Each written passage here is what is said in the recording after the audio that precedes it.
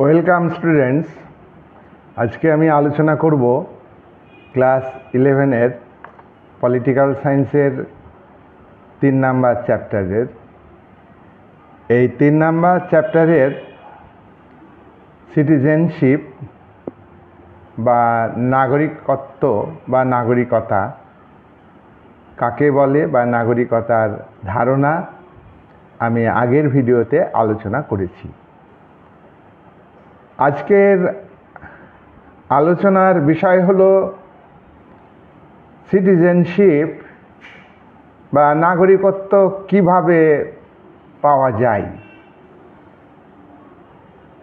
Method of acquiring citizenship. সিটিজেনশিপের ধারণা খুবই গুরুত্বপূর্ণ।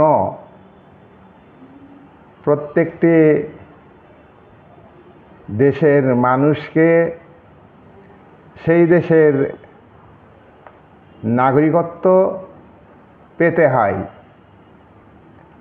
পাশাপাশি বৃহৎ সেন্সে ব্যাপক অর্থে সিটিজেনশিপ শুধু সেই দেশেরই নাগরিক নয়, পৃথিবীর প্রত্যেকটি মানুষকে ভাবতে হবে বিশ্ব নাগরিক। যাই হোক, এই নাগরিকত্ব এটা অত্যন্ত গুরুত্বপূর্ণ প্রত্যেকটি মানুষের ক্ষেত্রে। দুটি পদ্ধতিতে নাগরিকত্ব পাওয়া যায়। দুটি পদ্ধতি কি? এক নাম্বার হলো জন্মসূত্রে নাগরিকত্ব। জন্মগ্রহণের মাধ্যমে নাগরিকত্ব পাওয়া যায়। নাম্বার 2, অনুমোদন সূত্রে বা কৃত্রিম উপায়ে নাগরিকত্ব পাওয়া যায়। তাহলে তোমরা জেনে রাখো, নাগরিকত্ব লাভের ক্ষেত্রে দুটি পদ্ধতি আছে। একটি পদ্ধতি হলো জন্মসূত্রে নাগরিকত্ব লাভের পদ্ধতি, আর একটি পদ্ধতি অর্থাৎ দ্বিতীয় পদ্ধতি অনুমোদন সূত্রে নাগরিকত্ব। জন্মসূত্রে যে নাগরিকত্ব পাওয়া যায়, এই জন্মসূত্রের নাগরিকত্বকে আবার দুই ভাগে ভাগ করা যায়। জন্মসূত্রে নাগরিকত্বকে কয় ভাগে ভাগ করা যায়? জন্মসূত্রে নাগরিকত্বকে দুই ভাগে ভাগ করা যায়। নাম্বার 1 রক্তের সম্পর্ক, নাম্বার 2 জন্মস্থান। জন্মসূত্র থেকে দুটি পদ্ধতিতে নাগরিকত্ব পাওয়া যায়। একটি পদ্ধতি হলো কি বললাম? রক্তের সম্পর্ক, ব্লাড রিলেশন। আর একটা কি বললাম? জন্মস্থান। জন্মস্থান প্রথমেই আমরা জেনে নিব ব্লাড রিলেশনের মাধ্যমে কিভাবে নাগরিকত্ব পাওয়া যায়। পিতা মাতার, যে দেশের নাগরিক পিতা মাতা দম্পতির যেখানেই সন্তান জন্মগ্রহণ করুক না কেন,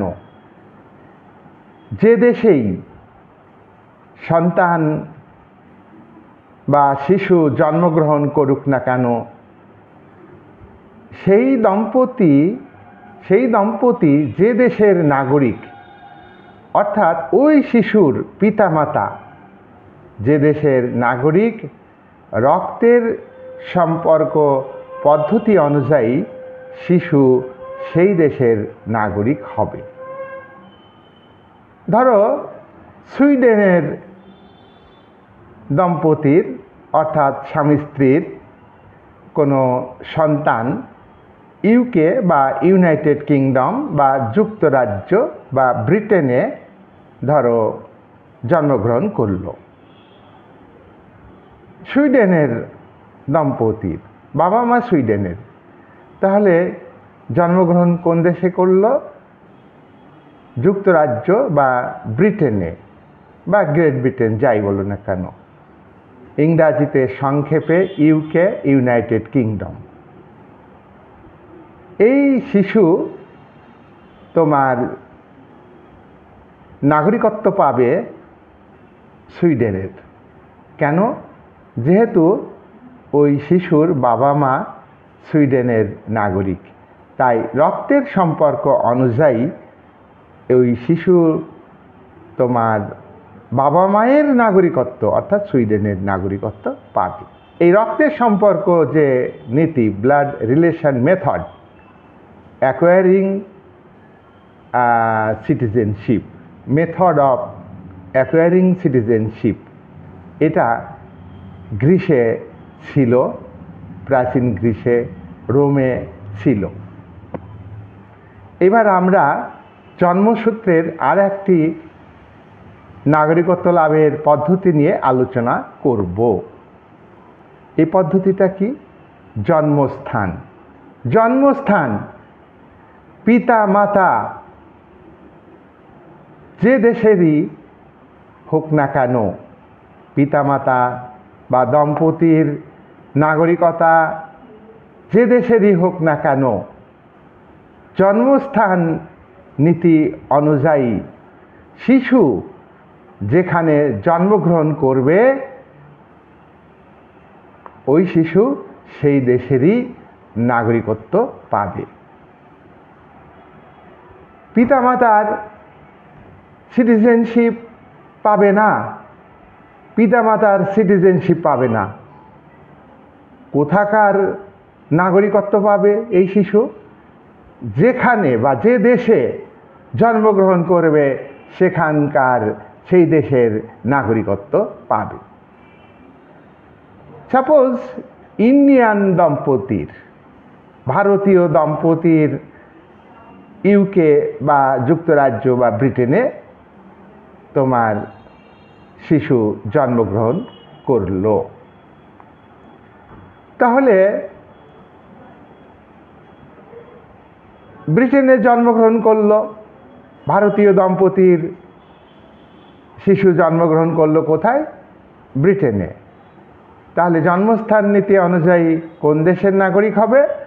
জন্মস্থান নীতি অনুযায়ী নাগরিকত্ব পাবে ব্রিটেনের নাগরিকত্ব পাবে, যেহেতু ব্রিটেনে জন্মগ্রহণ করেছে। এইবার এই যে জন্মস্থান নীতি অনুযায়ী শিশু ভূমিষ্ঠ হলো যে দেশের, সেই দেশের সে নাগরিকত্ব পাবে। It is clear? Is that clear? ধরো ভারতীয় দম্পতির বা পিতামাতা ভারতীয়, আমেরিকার কোনো জাহাজে জন্মগ্রহণ করলো, আমেরিকার কোনো জাহাজে জন্মগ্রহণ করলো, তাহলে জন্মস্থান নীতি অনুযায়ী ওই শিশু আমেরিকার নাগরিকত্ব পাবে। কোনো জাহাজ চলমান অবস্থায় আছে, অন্য দেশের ভিতর দিয়ে যাচ্ছে একটা দেশের জাহাজ, তখন যে দেশের মধ্যে দিয়ে বা যে দেশের উপর দিয়ে জাহাজ যাচ্ছে, জন্মস্থান নীতি অনুযায়ী কি সেই শিশু সেই দেশের নাগরিকত্ব পাবে? না। ওই জাহাজে যে দেশের ন্যাশনাল ফ্ল্যাগ আছে, জাতীয় পতাকা, জাহাজে যে দেশের জাতীয় পতাকা আছে, সেই জাতীয় পতাকা অনুযায়ী জাহাজটি কোন দেশের, সেই দেশের নাগরিকত্ব পাবে। তাহলে একটি দেশের জাহাজ চলন্ত অবস্থায় অন্য দেশের উপর দিয়ে যাচ্ছে তখন যদি ওই জাহাজে শিশু জন্মগ্রহণ করে, তাহলে জন্মস্থান নীতি অনুযায়ী ওই জাহাজ যে দেশের মধ্যে দিয়ে যাচ্ছে সেই দেশের নাগরিকত্ব পাবে না শিশু। কোথাকার নাগরিকত্ব পাবে? জাহাজটা যে দেশের সেই দেশের নাগরিকত্ব পাবে। এইরকম ঘটনা বিশ্বে একাধিকবার ঘটেছে। আমরা দেখব 2013 সালের একটা ঘটনা। 2013 সালের ঘটনাটা কি? 2013 সালে বাংলাদেশের ভিতরে ফিলিপাইন্সের এক মহিলার সংযুক্ত আমির শাহীর জাহাজে বা বিমানে জন্মগ্রহণ করেছে। জাহাজটা কোন দেশের? সংযুক্ত আমির শাহীর। বিমানটা হচ্ছে সংযুক্ত আমির শাহীর। এবার বাবা মা কোন দেশের? ফিলিপাইন্সের। জন্মগ্রহণ যখন বিমানটা যাচ্ছে কোন দেশের উপর দিয়ে? বাংলাদেশের উপর দিয়ে। এবার এক্ষেত্রে ইন্টারন্যাশনাল সিটিজেনশিপ ল আছে।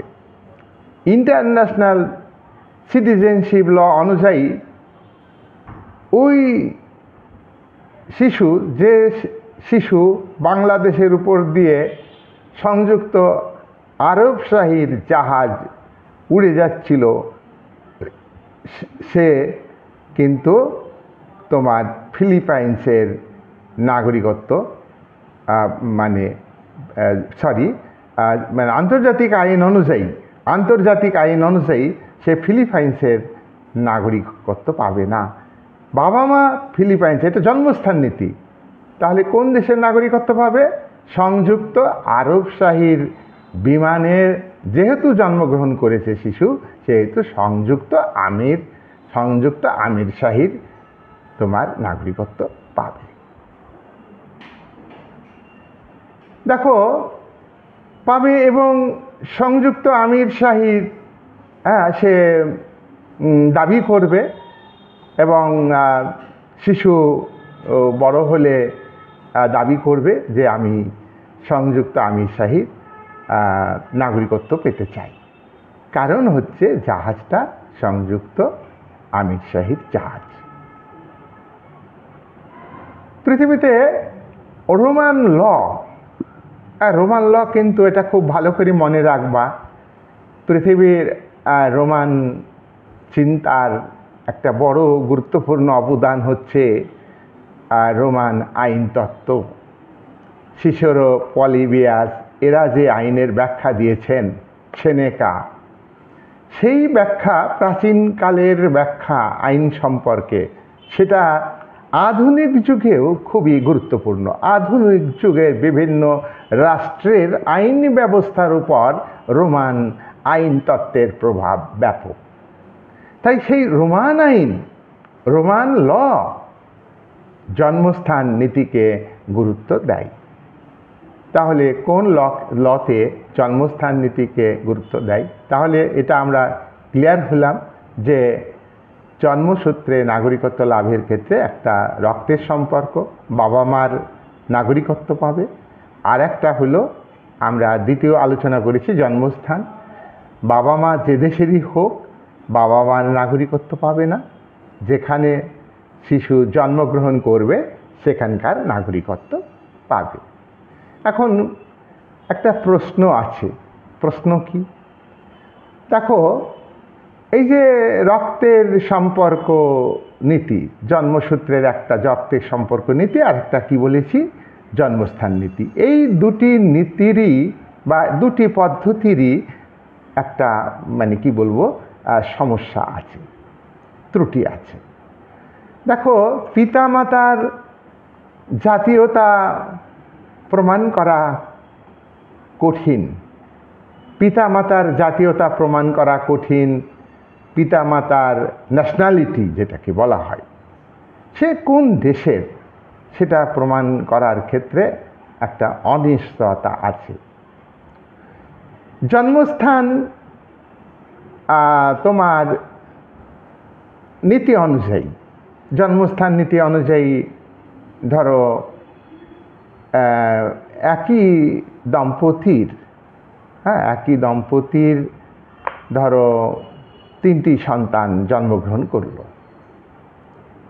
3টি দেশে ধরো ইউএসএ একটা জন্মগ্রহণ করলো, ইন্ডিয়ার কোনো দম্পতি আমেরিকাতে একটা শিশু জন্মগ্রহণ করলো, ইউকেতে অর্থাৎ ব্রিটেনে আরেকটা শিশু জন্মগ্রহণ করলো, আর্জেন্টিনাতে আরেকটা শিশু জন্মগ্রহণ করলো। দেখো তাহলে 3টি ভারতীয় দম্পতির কটা শিশু জন্মগ্রহণ করলো? 3 দেশে, মার্কিন যুক্তরাষ্ট্র, ব্রিটেন আর হচ্ছে আর্জেন্টিনা। তাহলে জন্মস্থান নীতি অনুযায়ী দেখো 3টি শিশু কিন্তু 3 দেশের নাগরিকত্ব পাবে। 3 দেশের নাগরিকত্ব পাবে। একটা পরিবারের মধ্যে একটা এক জায়গায় যে থাকার বিষয়টি এখানে সম্ভব না। কেউই আবার এই যে 3টি সন্তান বা ইন্ডিয়ার দম্পতির 3টি সন্তান হলো, একটা হলো ব্রিটেনের সন্তান, আর একটা মার্কিন যুক্তরাষ্ট্রের, আর একটা আর্জেন্টিনার। এরা কেউই কিন্তু তোমার জন্মস্থান নীতি অনুযায়ী কেউই কিন্তু ভারতীয় নাগরিকত্ব পাবে না। দেখো আবার যদি একই টাইমে মানে অ্যাট এ টাইম পিতামাতা দাবি করে যে আমাদের শিশু রক্তের সম্পর্ক অনুযায়ী ভারতীয় নাগরিক হবে, তাহলে আমরা দেখছি একটা ডুয়াল সিটিজেনশিপের একটা প্রবলেম আসছে। দেখো জন্মস্থান নীতি অনুযায়ী ভারতীয় দম্পতির 3টি শিশু 3 দেশের নাগরিকত্ব পাবে, আর রক্তের সম্পর্ক অনুযায়ী দম্পতি ভারতীয় নাগরিকত্ব দাবি করবে। তাহলে এই ক্ষেত্রে সমস্যা হবে। এই সমস্যা সমাধানের সূত্র আছে।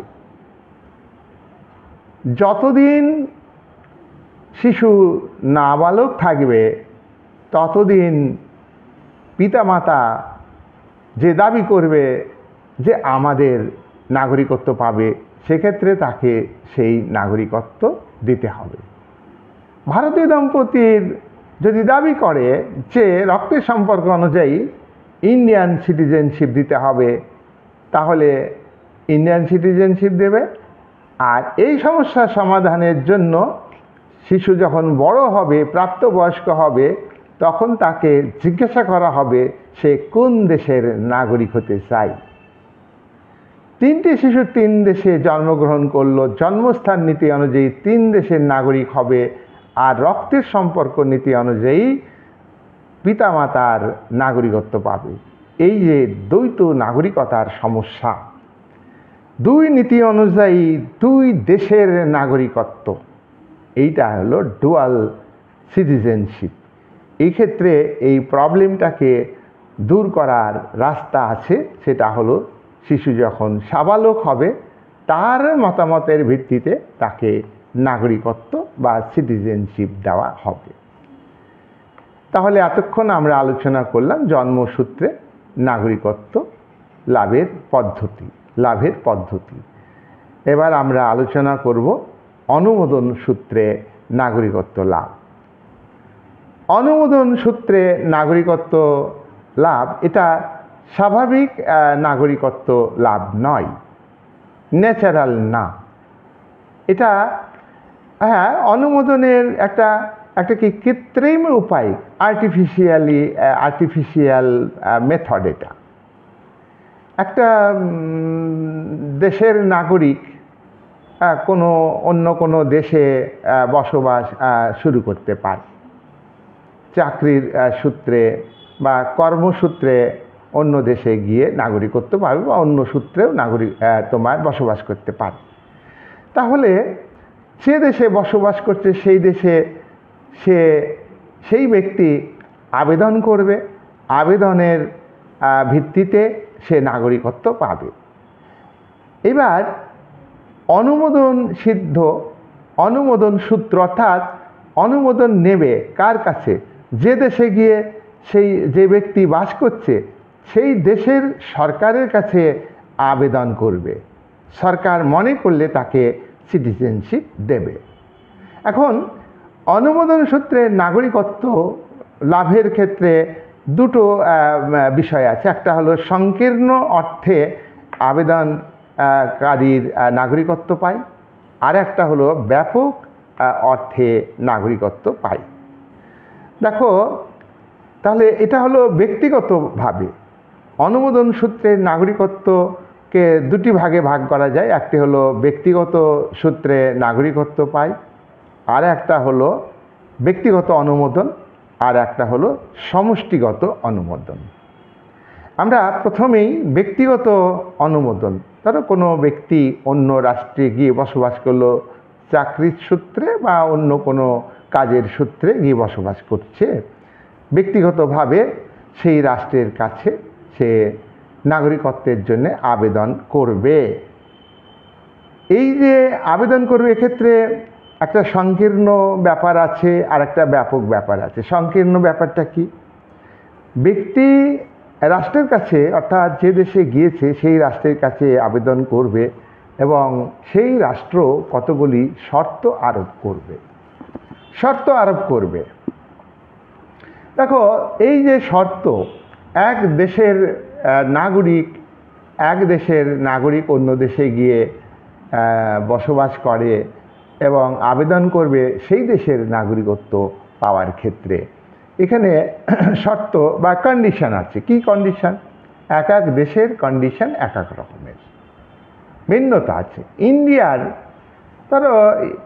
ইন্ডিয়ার ক্ষেত্রে অন্য দেশ থেকে ইন্ডিয়া এসেছে, সে যদি নাগরিকত্ব পেতে চায় তাহলে আবেদনকারীকে বা যে নাগরিকত্ব পাবে আবেদনকারীকে তাকে 4 বছরের বসবাসগত শর্ত পূরণ করতে হবে। 4 বছর ধরে স্থায়ীভাবে বাসিন্দা ইন্ডিয়ার সচিত্র পরিচয়পত্র তার থাকতে হবে। আর রাষ্ট্রের যে ভাষা, আমাদের দেশে সংবিধানে যেসব ভাষা উল্লেখিত আছে আমরা সেগুলিকে বলবো যে রাষ্ট্রের ভাষা। আর সেই ভাষার মধ্যে যতগুলি ভাষা আছে তার মধ্যে একটা ভাষায় দক্ষ হতে হবে। তাহলে ইন্ডিয়ার ক্ষেত্রে 4 বছর বসবাসগত শর্ত আর একটা বিশেষ ভাষাতে তাকে দক্ষ হতে হবে, তাহলে অন্য দেশ থেকে এসে তোমার নাগরিকত্ব পাবে আবেদনের মাধ্যমে। এটা ব্যক্তিগতভাবে আবেদন করবে নাগরিকত্ব পাওয়ার ক্ষেত্রে। আমরা ফ্রান্সের ক্ষেত্রে দেখব যে অন্য একটি নিয়ম আছে। ফ্রান্সের ক্ষেত্রে এই যে বসবাসগত একটা স্থায়ী বাসিন্দার শর্ত, এটা ফ্রান্সের ক্ষেত্রে 10 বছর। ফ্রান্সে অন্য দেশের নাগরিক যদি গিয়ে ওখানে বসবাস করে তাহলে তাকে অন্তত ফ্রান্সে 10 বছর স্থায়ীভাবে বসবাস করতে হবে, তারপর অন্যান্য শর্ত পূরণ করতে হবে, তবেই সে ফ্রান্সের নাগরিকত্ব পাবে। দেখো, এই যে ব্যক্তিগতভাবে নাগরিকত্ব লাভ, এইভাবে শর্ত আরোপ করা, এইটাকে বলা হচ্ছে সংকীর্ণ অর্থে ব্যক্তিগতভাবে তোমার অনুমোদনের মাধ্যমে নাগরিকত্ব পাওয়া। এবার ব্যক্তিগতভাবে আরেকটা নাগরিকত্ব লাভ করা যায়, সেটা হলো ব্যাপক অর্থে সিটিজেনশিপ। দেখো, ব্যাপক অর্থে সিটিজেনশিপ পাওয়া যায়। আমরা ওখানে দেখেছি স্থায়ী বাসিন্দার শর্ত, সচিত্র পরিচয়পত্র ইন্ডিয়ার ক্ষেত্রে। ফ্রান্সের ক্ষেত্রে 10 বছরের স্থায়ীভাবে বসবাসের যোগ্যতা থাকতে হবে। আর ব্যাপক অর্থে সিটিজেনশিপ পেতে গেলে তাকে কি নিয়ম মানতে হবে? 1 নাম্বার, বিদেশিকে বিয়ে করতে হবে। ধরো ইন্ডিয়ার কোনো ছেলে ইন্ডিয়ার কোনো ছেলে, হ্যাঁ, ধরো না, ইন্ডিয়ার কোনো মেয়ে ধরো ইউএসের কোনো ছেলেকে বিয়ে করলো, ধরো বিদেশিকে বিয়ে করাকে বলা হয়। ইন্ডিয়ার ছেলে, ইন্ডিয়ার মেয়ে আমেরিকার ছেলের সঙ্গে বিয়ে হলো, তাহলে সে আমেরিকার নাগরিকত্ব পাবে। নাম্বার 2, অন্য রাষ্ট্রের সেনাবাহিনীতে যোগ দিলে, অন্য রাষ্ট্রের সেনাবাহিনীতে যোগ দিলে তোমার ব্যাপক অর্থে সে যে দেশের সেনাবাহিনীতে যোগ দিবে সেই দেশের নাগরিকত্ব পাবে। নাম্বার 3, বিদেশি রাষ্ট্রে বা অন্য রাষ্ট্রের আদার কান্ট্রিতে, সেই কান্ট্রিতে মানে সম্পত্তি কিনবে, অন্য রাষ্ট্রে গিয়ে সম্পত্তি কেনা শর্ত। 4 নাম্বার হলো বিদেশের শিল্পে বাণিজ্যে ইনভেস্টমেন্ট, ক্যাপিটাল ইনভেস্টমেন্ট করতে হবে। বিদেশের শিল্প বাণিজ্যে ক্যাপিটাল ইনভেস্টমেন্ট। 5 নাম্বার হচ্ছে রাজনৈতিক আশ্রয় পায় অনেকেই, রাজনৈতিক আশ্রয় পায়, নিজের দেশ থেকে পালিয়ে অন্য দেশে গিয়ে রাজনৈতিক আশ্রয়। চীনের সংবিধানে রাজনৈতিক আশ্রয় দানের অধিকার আছে। তো রাজনৈতিক আশ্রয় পেল সে, তাকে পরবর্তীকালে অনুমোদনের মাধ্যমে তার আশ্রয় যে পেয়েছে তাকে আবেদন করতে হবে ব্যক্তিগতভাবে, তাই সে সিটিজেনশিপ পাবে। তাহলে ব্যাপক অর্থে ব্যক্তিগত ভাবে অনুমোদনের মাধ্যমে যে নাগরিকত্ব পেতে গেলে আমরা পয়েন্ট আউট করলাম যে তোমার বিয়ে করলে, হ্যাঁ, অন্য দেশের পুরুষকে বিয়ে করলে সেই দেশের নাগরিকত্ব পাওয়া যাবে। বিদেশে বিদেশে সেনাবাহিনীতে যোগদান করলে, বিদেশে সম্পত্তি কিনলে, আর বিদেশে শিল্প বাণিজ্যে ক্যাপিটাল ইনভেস্ট করলে, আর রাজনৈতিক আশ্রয়দাতার আশ্রয় দেওয়া হয় যাকে, সে ব্যক্তিগত আবেদনের ভিত্তিতে সিটিজেনশিপ পাবে এবং সেই দেশ অনুমোদন করবে। এইবার আমরা নাগরিকত্ব পাওয়ার ক্ষেত্রে, সিটিজেনশিপ পাওয়ার ক্ষেত্রে সমষ্টিগত অনুমোদন, আমরা এতক্ষণ যে আলোচনা করলাম ব্যক্তিগত অনুমোদন, ব্যক্তিগতভাবে নাগরিকত্ব পাওয়ার জন্য অনুমোদন, সেখানে সংকীর্ণ অর্থে বলেছি, সংকীর্ণ অর্থে শর্তগুলো উল্লেখ করেছি, ভালো করে শুনবে, আর ব্যাপক অর্থে শর্তগুলো আমি উল্লেখ করেছি। এবার আমি আলোচনা করছি সমষ্টিগত অনুমোদন এর মধ্য দিয়ে সিটিজেনশিপ কিভাবে পাওয়া যায়। ধরো একটা ভূখণ্ডে অনেক মানুষ বসবাস করে, তো সেই ভূখণ্ডের সমস্ত মানুষ তোমার সিটিজেনশিপ পাবে। একটা ভূখণ্ড যখন অন্য রাষ্ট্রের সঙ্গে যুক্ত হয়ে যাচ্ছে, সেই ভূখণ্ডটা, একটা রাষ্ট্রের ভূখণ্ড অন্য রাষ্ট্রের ভূখণ্ডের সঙ্গে বা অন্য রাষ্ট্রের সঙ্গে যুক্ত হচ্ছে, তখন সেই ভূখণ্ডে যারা বসবাস করত তারা সমষ্টিগতভাবে যে রাষ্ট্রের অন্তর্ভুক্ত হচ্ছে সেই রাষ্ট্রের সমষ্টিগত অনুমোদনের মাধ্যমে নাগরিকত্ব পাবে। তো এটা রাষ্ট্রের সার্বভৌমত্ব ক্ষুণ্ণ হয় না, এটা রাষ্ট্রের সার্বভৌমত্ব ক্ষুণ্ণ হয় না। ধরো আজাদ কাশ্মীর 1947 সালে পাকিস্তানের হানাদার বাহিনী, রাজা হরি সিংয়ের রাজ্য, স্বাধীন রাজ্য ছিল কাশ্মীর, আক্রমণ করলে হরি সিং দিল্লিতে পালিয়ে আসেন এবং দিল্লির ভারতের নেতাদের সঙ্গে কাশ্মীরকে ভারতের সঙ্গে যুক্ত করেন। কিন্তু ইন দ্য মিন টাইম হানাদার বাহিনী অনেকটাই দখল করে নিয়েছে কাশ্মীরের ভূখণ্ড, সেইটা ভারত ফেরত নেয়নি, যুদ্ধ করেনি, সেটা পাকিস্তানের দখলেই আছে, সেটা পাকিস্তানের পুতুল সরকার আছে।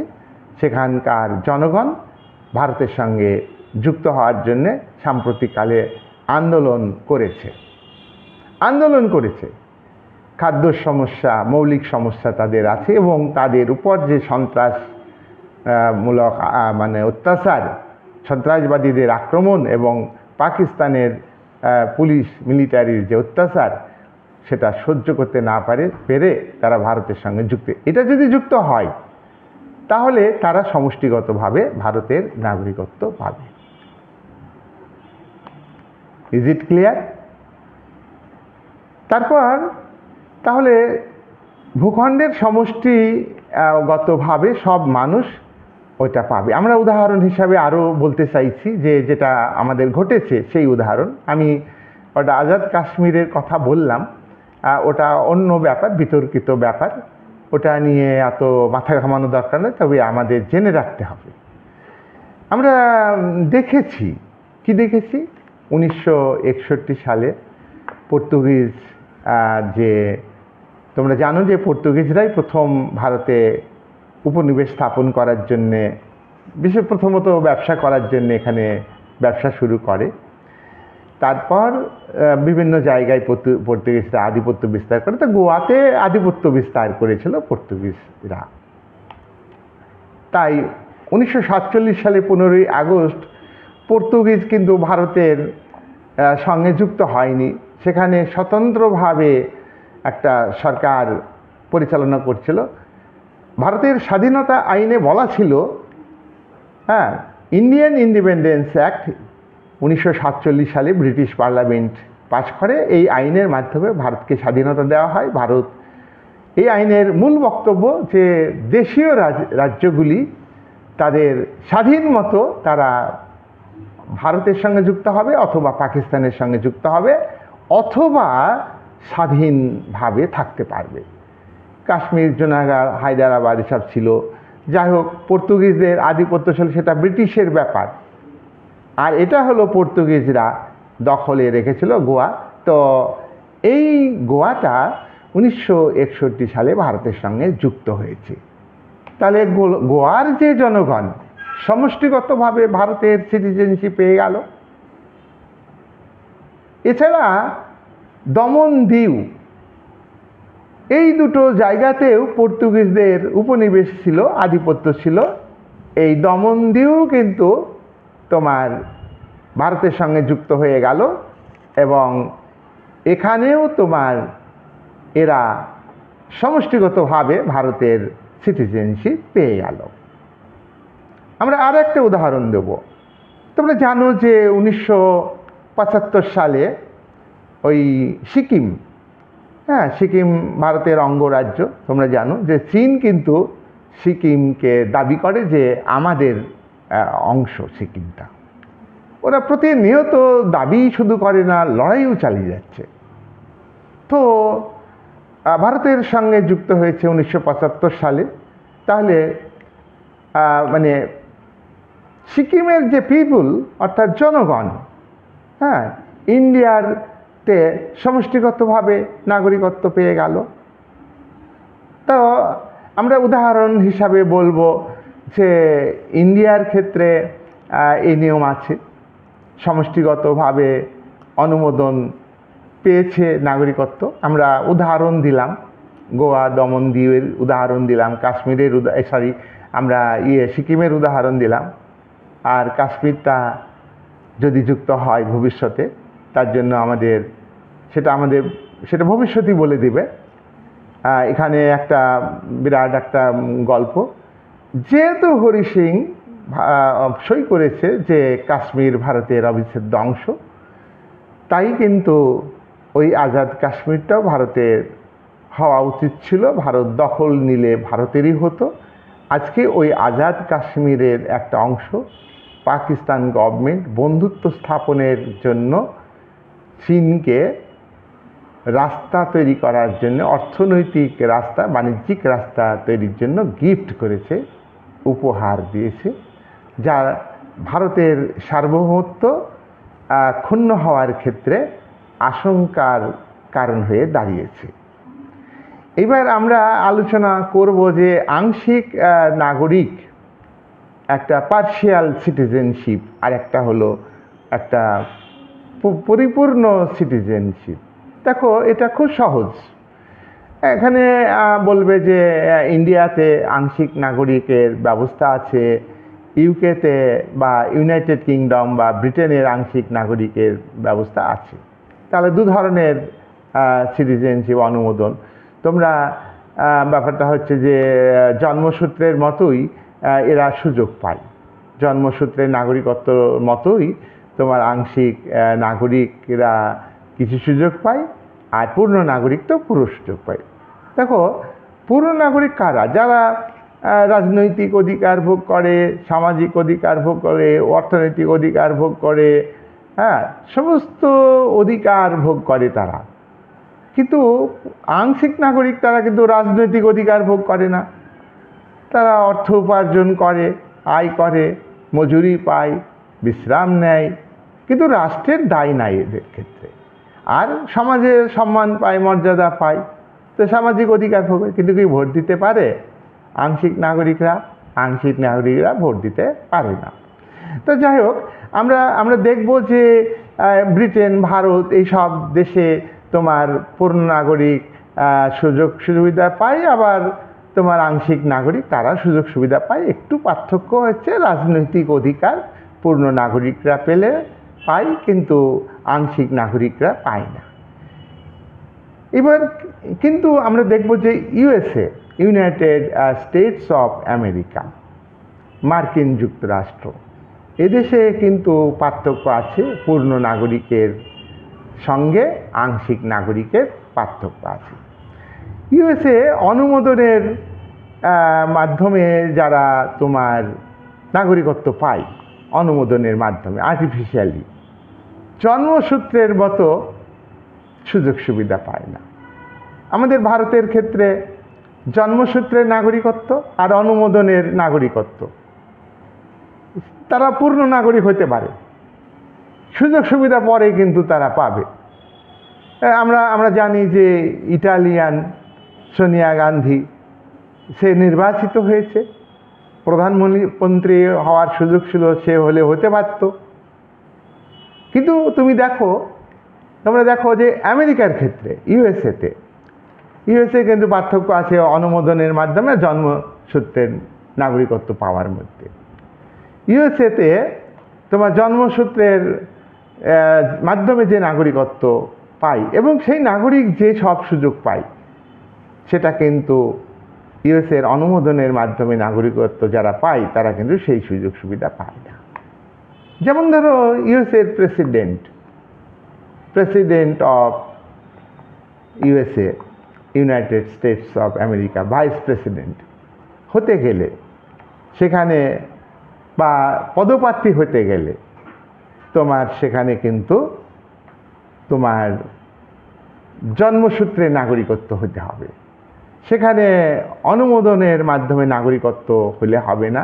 তবে এক্ষেত্রেও নিয়ম আছে, 14 বছরের বসবাসগত শর্ত থাকতে হয়। এটা জেনে রাখো, 14 বছরের বসবাসগত শর্ত থাকতে হবে। তাহলে আমরা বললাম যে আমেরিকাতে এই জন্মসূত্রের নাগরিকত্ব আর অনুমোদনের মাধ্যমে নাগরিকত্বের মধ্যে আমেরিকাতে পার্থক্য আছে। আমরা আরও কয়েকটা দেশে দেখব যে পার্থক্য আছে। জন্মসূত্রে নাগরিকত্ব পেলে যা সুযোগ, তোমার অনুমোদনের মাধ্যমে নাগরিকত্ব পেলে তার সুযোগটা নেই। আমরা দেখব যে ফ্রান্সে, বেলজিয়ামে, হ্যাঁ, তোমার অনুমোদন সূত্রে যে নাগরিকত্ব, সরকার অনুমোদন দেয় নাগরিকত্বের ক্ষেত্রে, সরকার মানে নাগরিকত্ব দেয়, আর জন্মসূত্রে যারা নাগরিক ওই দেশের, তাদের মধ্যে পার্থক্য আছে। তাহলে এখানে আমরা বলবো যে যারা আংশিক নাগরিক তারা দেশের দ্বিতীয় শ্রেণীর নাগরিক। তাহলে তোমরা ভিডিওটা ভালো করে শুনবে। আমি আলোচনা শেষ করছি। এখানে আমাদের মূল আলোচনা হচ্ছে নাগরিকত্ব কিভাবে লাভ করা যায়, সেখানে আমি আলোচনা করেছি, পয়েন্ট বলেছি। পয়েন্ট বেসিসে ভালো করে শুনবে, ভিডিও চালিয়ে দিয়ে খাতায় লিখে নিবে। এবং বুঝে নেবে। 2-3 বিট শুনলে তোমরা এমসিকিউ খুব ভালো করে পারবে, এইটাই আমার আশা। তোমরা ভিডিও দেখছো, আরও দেখো, আমি খুব খুশি হব।